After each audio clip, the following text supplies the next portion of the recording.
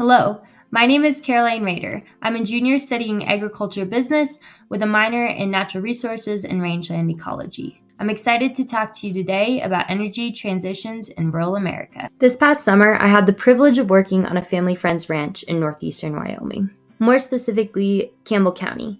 If you're not familiar with Campbell County, there are 4 things that will tell you largely all you need to know at a surface level. Those are rolling hills, sagebrush, antelope, and oil and gas developments. I took this photo on a rise on the ranch called Chimney Hill. Isn't it beautiful?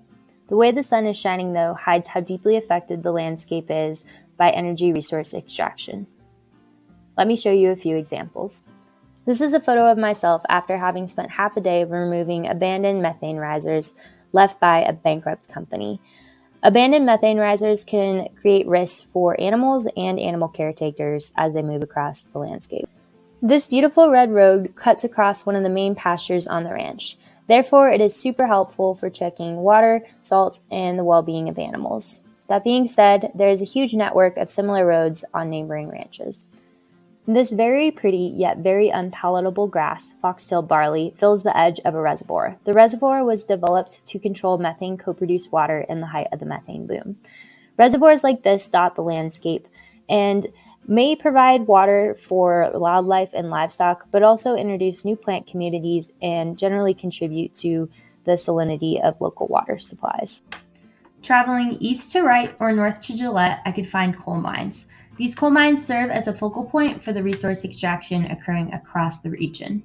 Those are impacts to the landscape, but what is it like for the people living there? I'm going to discuss one example of the economic impacts for natural resource extraction in the region.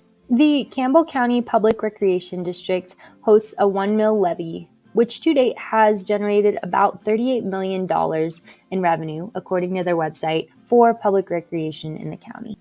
Those funds have been used to develop athletic fields, parks, and an arena called the Camplex, but when I arrived in Gillette, this building stuck out to me, the Campbell County Public Recreation Center.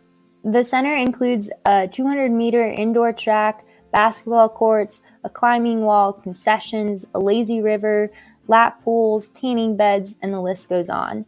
This building represents the economic benefits that the area has seen due to natural resource extraction. If the impact to the region from oil, coal, and gas resource extraction is not yet apparent, maybe this will make it apparent. When you're welcomed into Gillette, the sign says Energy Capital of the Nation. And the point is, energy resource extraction has strongly impacted regions of rural America. I've seen it with my own eyes in the Gillette area.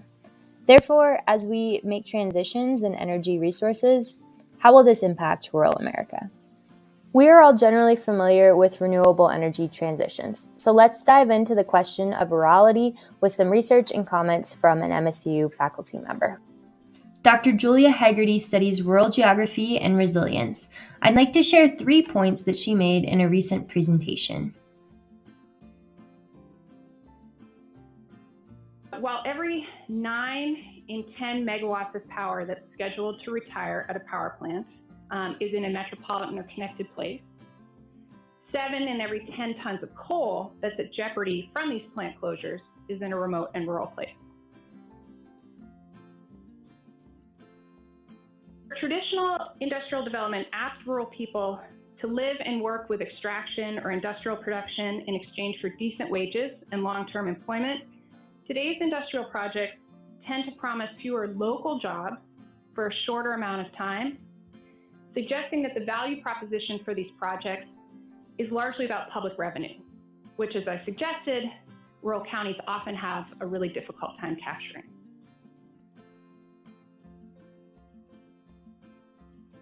In this paper, we synthesized literature from community resilience, economic geography, and planning scholarships to create a framework for assessing transition planning, and then we applied that to 10 ongoing plant closures in the West. And what we learned from this work is that in rural geographies, anticipating the loss of a plant, planning for transition ranges from non-existent to fairly inadequate. To summarize, coal mining occurs largely in rural areas. With coal energy generation facility closures, we will also see subsequent decline in coal mining, therefore job loss in rural areas. The same idea can be extrapolated to oil and gas. Renewable energy industries do not have the same industry structure nor job outlook as coal, oil, and gas. In a community with only one major industry, when that industry is removed, it can be difficult to keep people in the community when the industry is lost. Therefore, transition planning is extremely important in rural communities. Lastly, we see that rural communities struggle to capture revenue, but more importantly, they struggle to plan for transitions. One final point. This paper brings up points about coal facility closure transitions. It covers a lot of topics, but I'm going to focus on one point regarding economic planning. A final recommendation reads, not surprisingly, this analysis of planning document shows that communities tend to lack a clear vision of what post-coal economy looks like and corresponding strategic approach to integrating fiscal, environmental, and community planning to achieve this vision. MSU Class of 2070. I want you to know this analysis is from my perspective and is limited in scope. Although I hope it is evident that the transition from coal, oil, and gas is one that was not without immense implications, particularly for those in rural areas. Therefore, what can you learn from us in 2021? I hope you can learn from our mistakes in planning. While undoubtedly you may not face the same energy transition struggle, you may be facing a planning process for another kind of struggle. Therefore, my advice is to plan far in advance. You can always change your plan.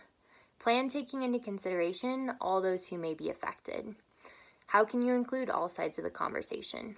Lastly, plan in anticipation of what you do not yet know. Today, we do not yet know what alternative energy sources you may be using in 2070, but we and you can create systems that are flexible enough to adapt to them. I hope you are able to learn from my generation's mistakes. I hope that you look excitedly towards your future.